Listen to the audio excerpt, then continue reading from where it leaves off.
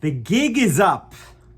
In Parshat Vayishlach, Jacob, the refugee from his brother, finds out that 400 men are coming with Esav after him.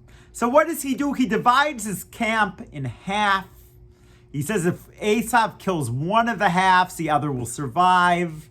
He strategizes. He has everyone, including his sons and his wives, bow 7 times before Esav, before he does.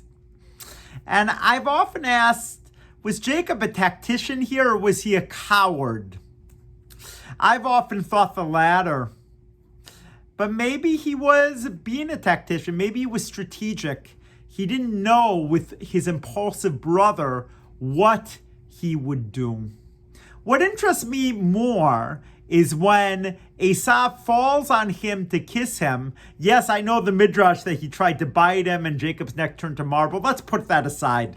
He falls on him to embrace, and he says, let's join together, you and me, like the good old times. And Jacob refuses to join with Esav. Esav says, I'll keep men with you're young, you're vulnerable, making sure you can join with me. And Jacob says, okay, but then he goes a different direction. He goes towards Sukkot. He goes the opposite direction that Esav goes. And we can ask, why didn't Jacob want to reconcile with Esav at the end? Why didn't he want to join with him? As the rabbis say, he knew he had a vile character, that he'd be a bad influence? Or is something more going on? Does Jacob want to differentiate himself from his brother? We are not going to ever know the answer to this, but we just celebrated a Thanksgiving holiday where people gathered together, many on Zoom, some if they were able to in person. And we know that family differences are difficult to reconcile. But the more I read Vayishlach, the more I feel there's a sympathetic reading of Esav. That all Esav wanted was to be liked and appreciated and to have his brother join with him.